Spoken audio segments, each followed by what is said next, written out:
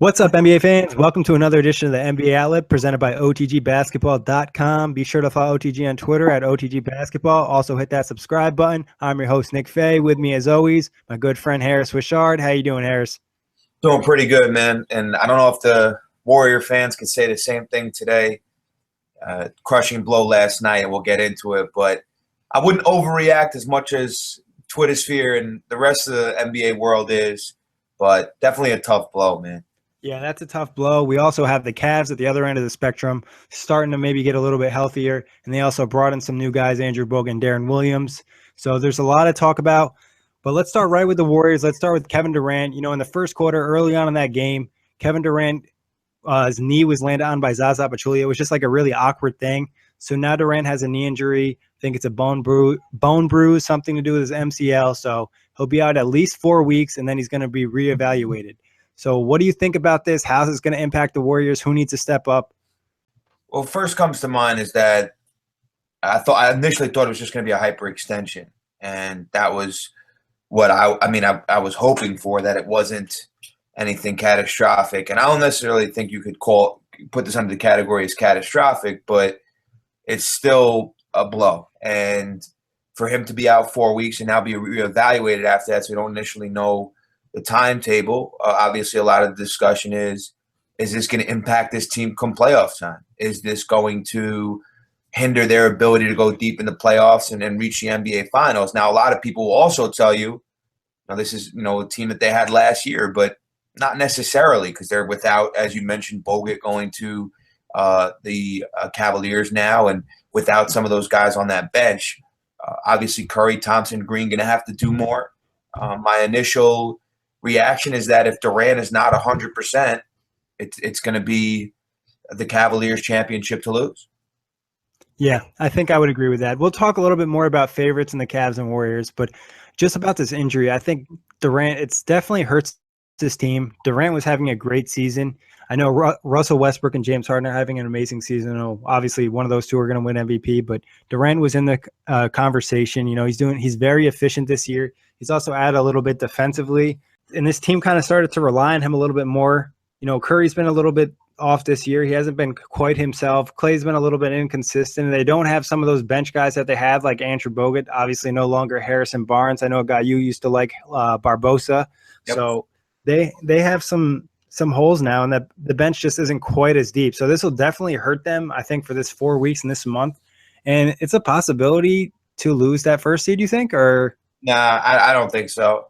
I think they'll be okay there, because they still have that 4-game cushion on San Antonio, and I don't think that's going to be a problem for them to secure home court advantage throughout the Western Conference playoffs and even the NBA playoffs, just because no one in the East is going to catch their win total. Yeah, for sure. No, I don't think anyone in the East for sure. I mean, the Spurs could possibly. I think a lot of things would have to go wrong. I mean, I'm looking for number one to step up is Steph Curry. Mm-hmm. What do you think's been kind of, not to say wrong with Curry, because he's still having a very good season, but it's not quite what we saw the last 2 years. What does he need to do to get back to that level? What do you expect out of him in this stretch with Durant out? Well, he had that stretch, that like 10, 12-game stretch where it kind of looked like, how many times I text you 15, 16 Curry, 15, 16 Curry, because, that guy playing at that level for that, 10, 12-game period. And after the All-Star break, he's been a little hit or miss, but and then the Philly game, he was like 0 for 11 from 3, and then last night he took him a while to get going. But I think this is definitely going to be interesting, to say the least, to see him kind of thwarted into that role of being what he was the last couple of seasons, and knowing that he has to do more. To me, it's going to be a telltale of what kind of Curry they could expect in the postseason, because I think he gets to put his foot on the gas a little bit right now. Helps get him his rhythm going, get his shot back for playoff time. Right. What do you expect? I mean, Draymond, I think, is going to regardless come to play. He might need to score a little bit more now and a little bit more playmaking, but you always kind of know what you're getting with him. What do you think? Do you think Clay's going to step up too? Yeah, I think they all will. I think they definitely all will. Draymond Green has been, I think, the player that we expected him to be this season. I don't think he's necessarily taken that step back, but I think Clay is now going to have to take another step. and you're going to see a lot of what you saw the previous 2 seasons. And I think it's going to give them an opportunity, like you had just mentioned, to get in a rhythm. I think it's going to have to be guys like Livingston and Iguodala too that are going to have to elevate, their level of play, and it's definitely going to be a challenge, but I don't think they'll lose. I predicted earlier in the year that they would be around 68-14, 67-15. I still think that's doable for them without Kevin Durant. Yeah, I mean, they still have 3 All-Stars, so that is very doable. And Andre Iguodala probably will get a lot more minutes now. Same with Livingston. They also picked up Matt Barnes, who was cut by the Kings after the DeMarcus Cousins trade. How do you feel about this signing? Matt Barnes obviously has already played for Golden State once. He kind of brings a little bit of scrappiness to your team. Do you think he fits well with the Warriors? Yeah, I mean, he could also knock down an occasional 3, which is important if you're going to be, you're added on to this type of roster and how the style of play that they like. And so I think that for Barnes' sake, it's going to, from a defensive standpoint, he's got to step up to the table and do what he's done for most of his career. I think just to try to take some pressure off their perimeter players and do what this kind of acquisition could do is give them a nice boost at this time of the year, especially with a guy like KD out. It's going to be important to see if Barnes is up to that task. And I think he'll play between 15 and 20 minutes a game, if that. I mean, maybe a little bit less, a little bit more at times. But I think Barnes could be a nice contributor for them going forward. Yeah, and I think it's a nice piece to have in the postseason, especially when you get Durant back. Just another guy to have on the bench that's kind of been in there. He's been in the postseason. He is a little bit crazy sometimes, but that's okay. Everybody needs like a little bit of craziness on their team. But talking about, the best team in the Eastern Conference, that's the Cleveland Cavaliers. They added 2 players this week, and, they didn't even have to make a trade. And these are 2 pretty quality players. I know they're both hurt with injuries a lot, but still good players. And that's Andrew Bogut and Deron Williams. What do you think of these guys? What do you think they can add to the Cavs at this point in their career? Well, let me ask you this, Nick. Deron Williams, your boy, one of your favorite players of all time. Yeah, okay. I know all Net fans kind of share that same attitude with Durant, but I wanted to ask you because I know this guy is near and dear to your heart. What kind of impact he will have? How many minutes a game he will play? And is this the so-called playmaker that LeBron was looking for off the bench? Yeah, I mean, obviously, Deron did not make Net fans very happy, myself included. He was expected to come over here and be, an all-star and lead the franchise in the Brooklyn. Never really lived up to the hype. I think he couldn't handle New York. There's no shot at him. Not a lot of players can, especially when you're expected to be the number 1 guy. But I think this is a great role for him with the Cavs. Obviously, he gets a shot at a championship, something he hasn't had a chance to do. You get to play with LeBron James, the best player in the NBA. Makes your life easier. A whole bunch of other good players, too, because they'll have other great players on that bench now. So I think this role is great for D. Will. Don't expect him to start or anything. He'll come off the bench, give you a couple points, couple assists, and the most important thing, Kyrie and LeBron will both be able to get some rest because they'll have a playmaker out there.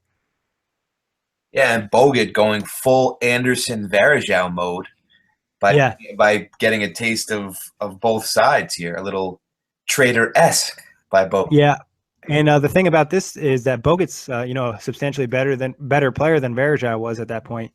Bogut had an impact last year in the NBA Finals. When he went out, the Cavs were able to attack inside a lot more. Obviously, I don't know how much of an impact they'll have against the Warriors when they match up in the Finals, but he's still a great center to have, especially just through the postseason of the Eastern Conference when you have to face off with some guys like Gortat, Valanciunas, Miles Turner, just some of the centers out there that you don't want to mess with in the Eastern Conference. Now you have Bogut, and he's also a great passer, so he's another playmaker. Are these the only 2 guys in the last 3 years to play for both these franchises? These are the only 2 that come to mind for me. I mean, it'd probably something like that. Maybe like a player at the end of the bench might have swapped teams, but I think Varejao and Bogut are probably the only 2. Yeah, and I think of Bogut having more of an impact than Varejao did.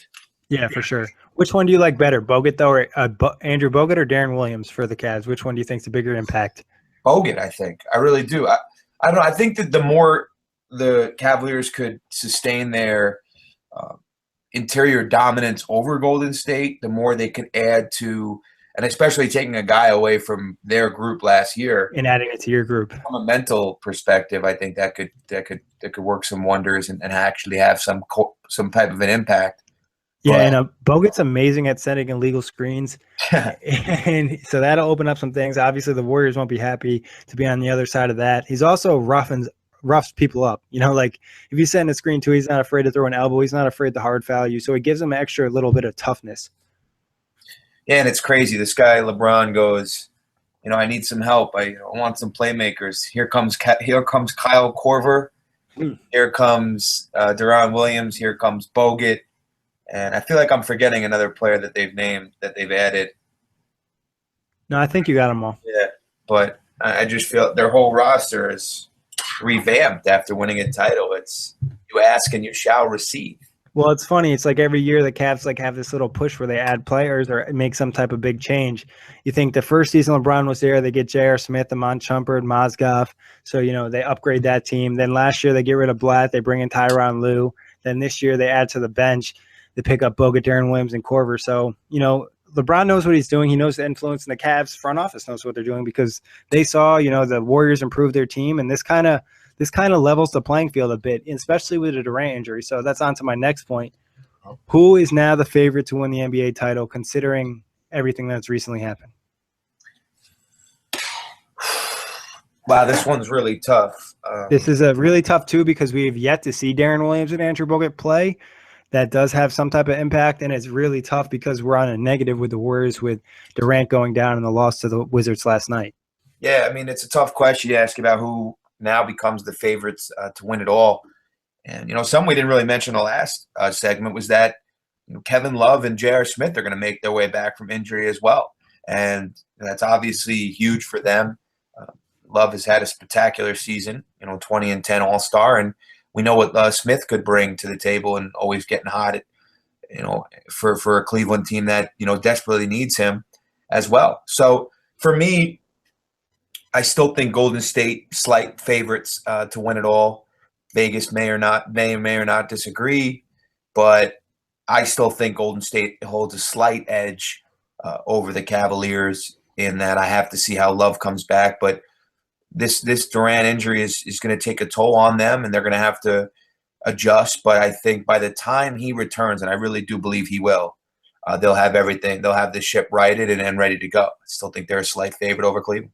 Do you think there's some type of there's something to be concerned about as the fact that maybe Durant does miss more than 4 weeks, and maybe he misses the first round of the playoffs, and then your big three of Klay Thompson, Steph Curry, and Draymond Green are a little bit tired because the bench isn't quite as deep. And on the other side, the Cavs have a deeper bench. They can get away with playing some of their bench players in the playoffs because the Eastern Conference isn't quite as strong as the West. So by the time the two teams meet in the finals, that the Warriors can be a lot more beat down than the Cavs will. Do you think there's no doubt about it that their path is tougher. And even if they get like a Nuggets team in the first round that they should be able to handle, those next two series are going to be probably substantially tougher than the two series, the semifinals and conference finals of what the Cavaliers will have to get through. It's definitely something to take in consideration.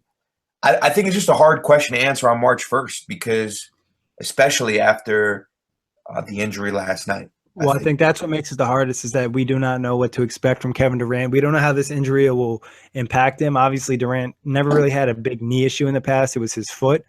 So we don't know if he's going to heal quickly. It's going to take a while. If he's going to come, obviously he's going to need to train a little bit to get back in basketball shape after the injury, missing like over a month.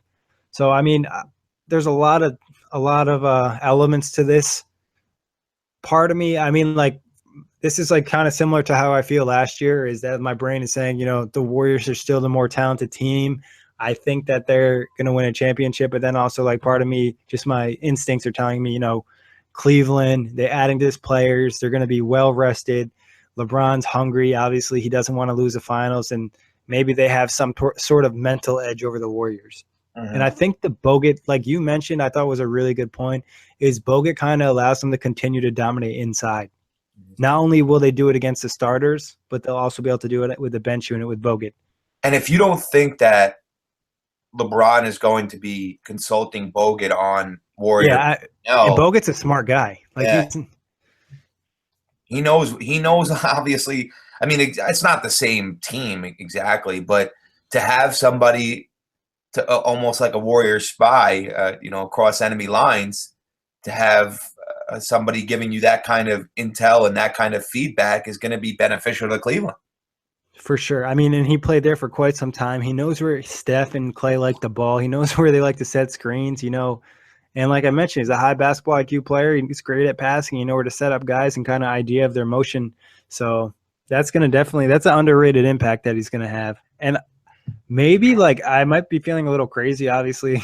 You know how I feel about Deron Williams, but for some reason, I think LeBron is going to get him to play well like he's done with 99% of the players that have played with him. And I think he kind of is going to realize that, this situation, this is my last chance to win a championship. And also one thing, Deron Williams is good friends, I think, with Kyle Korver. They played in Utah together. So that's another bond for him. Yeah. And what about, Deron comes out and what if it's 2008, 2009? I mean, I don't expect him necessarily even to turn back. 75, even if he just gives what he gave them Dallas, when he was healthy, right? That would still be a nice player to have off the bench. You could even possibly rest Kyrie a few games down the stretch right now and get him some extra minutes, get him some extra rest. So, I mean, it's just funny how things always work out for the good teams. The Cavs obviously had no assets to make trade, didn't really have much flexibility at all, but these two guys are cut, and look who picks them up. Yeah, it's nice to be on top. Yeah, so I guess to answer my own question, at this current moment, I'm giving the Cleveland Cavaliers a slight favorite over the Warriors. I don't think it's anything substantial.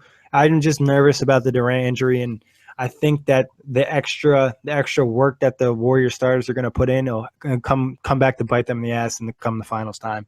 Who did you think going in you thought the Warriors? Yeah, going to the season, I mean, the Warriors, obviously, it was almost impossible. No matter how much of a bias you even had, you would still almost have to pick the Warriors. Even if you're a Cavs fan, you'd have to realize, this team is so stacked. They have Kevin Durant, Steph Curry, Klay Thompson, and Draymond Green all on the same team. So but now with the Durant injury and now with the bench that the Cavs have, I think it definitely is gonna have an impact. It should be a great finals, though. It should be as good as it gets, just like it was. Don't tell that to the Houston Rockets. Don't tell that to. Well, now I'll ask you this too. Does this give anybody else in the Western Conference a chance to maybe get in the finals a little bit more? Maybe that Houston team that just added Lou Williams or the Spurs kind of surprised them. Is that more of a possibility now, or is it still highly, highly unlikely? I still think highly unlikely, but I just think the way Houston matches up with them is going to give them – I mentioned you a couple years ago in the conference finals. I know it's a much different team now, but – when you can match fire with fire here and play this kind of tempo and play this kind of pace with Golden State, I think if you told me the two teams that I give the best opportunity to break up what is inevitable in round 3 of this thing is the Houston Rockets on one side of the league and the Washington Wizards on the other side. Yeah, I mean – Houston adding Lou Williams, he's already put up 25 plus multiple times on the Rockets. Sweet Lou. Yeah, he just gives them so much extra juice. Coming off the bench, a player like that, Harden's having an off night, you have somebody else who can come in and score 30. So, and you got to give Lou Williams a lot of credit. Obviously, he dealt with the Achilles injury, and then he came back from that, won 6th Man of the Year with Toronto. So, I mean, Houston, I really want to see a Western Conference Finals of Houston and Golden State. Very possible at this point. It's very possible. So, I mean, and that would be exciting. And I think I truly believe that Houston could beat them. I don't think that a high percentage, but would I be completely mind blown if the Warriors lost to the Rockets in a playoff series? I don't think so. You know what I mean? I would almost say that I would think it's more likely that the Rockets beat the Warriors than I would think it's the Wizards beat the Cavs. Yeah, I don't disagree there. I think the West is it's a gauntlet. It's going to be tough for every team you face. Even the Nuggets, the Nuggets will get swept by the Warriors in the first round, but they'll still probably give them a few decent games. They have the Pistons will give the Cavs or the Bulls, whoever's the 8th seed. Yeah. So, tougher road. One team that's interesting in the Eastern Conference, I guess we'll talk about them a little bit. Their star player just went out 4 to 6 weeks. That's Kyle Lowry, who's out for the Raptors now. The Raptors made some great moves at deadline. We both praised them. PJ Tucker, Serge Ibaka, exactly what this team needed. Now the moves look amazing because Lowry's out. What does this mean for the Raptors, and what do you think they can do playoff time? I don't know how much this changes things for me because I didn't think that they were going to get the 2 or 3 away from Boston and Washington anyway. I still think maybe Washington might be set up for a better postseason run, but I think this could potentially knock them out of home court advantage in the postseason, which for an Atlanta team behind them that's playing average basketball. I mean, the middle of the East right now is playing pretty much average basketball for a while now. And I'm not quite sure if that is, imperative for them to be that 4 or 5. I mean, to be a home court team in the playoffs, I didn't see them going deep anyway. I think this is a team that's taken a step back. And obviously these trades are going to help them a little bit. And we both. But even with the moves, you thought they took a step back, or you thought maybe they with just the took a moves? step back just in their progress over the last couple of years. And it was hard to repeat their success of last year. But I'm not sure that this injury, and we saw them beat the Knicks the other night. And they've won 4 straight, I think, since Lowry's been out since the All-Star break. Yeah, it's crazy, but not a ton of quality in those wins, but wins nonetheless. I don't know. There's something about this team that maybe these trades will help them a little bit. They did beat Boston at home without Lowry and Portland at home, but now they have this back-to-back with Washington. That's going to be an interesting test, but I'm not sure. DeRozan's obviously scoring his head off, but I'm not sure if this is. I'm a little bit higher on the Raptors. I already can see the impact that Tucker and Ibaka are playing. I'm making. Obviously, the Lowry injury hurts because Lowry's having an amazing season, but it's tough to see them get any higher in the standings. If Lowry comes back in the postseason, could I see them advance? Could I see them possibly beat a Boston or a Washington in a playoff series? I think it's possible. I just think the Ibaka trade really helped them a lot. That gives them someone solid to play at the 4, and it gives them another option to play down the stretch. They also can play him with Patterson, and Tucker kind of gives you a versatile defender that they needed, kind of what they needed Damari Carroll to be, and he just never really worked out in Toronto so far. But he's also played better with the new guys too. So getting veterans around there and not so many young players, some high basketball IQ guys, is making a difference. DeRozan's obviously not going to be able to score like this, so keeping that 4th spot is going to be hard, but I think they'll do it just because Atlanta's been so inconsistent all year. But come playoff time, if Lowry's healthy, I mean, I think this team's pretty dangerous. I probably wouldn't have them above Boston, but I'd have them pretty close to Washington. Well, we get to see the next couple of games. We get to see how these two teams will match. Obviously, Lowry out, but I know Kevin Love sent out a tweet today about the injuries, and between Lowry, now Durant, and also obviously Kevin Love and now Joel Embiid is out in Philadelphia. And Simmons isn't playing all year, and Embiid's out all year. Let's talk about that a little bit. Like the Sixers now, they had a pretty exciting season. There was some potential maybe to make a run at the 8th seed. Obviously, Embiid hasn't played since before the All-Star break. Saric is still playing great for that team, but it's kind of disappointing if you're a Philly fan not to see Embiid. Rookie of the year. Yeah, he might be. Him or Malcolm Brogdon. So if you're a Philly fan, like, how are you feeling right now? Are you disappointed? Are you upset? Or you're like, whatever. They sat these guys. It makes sense. Our future's bright. We've already waited this long.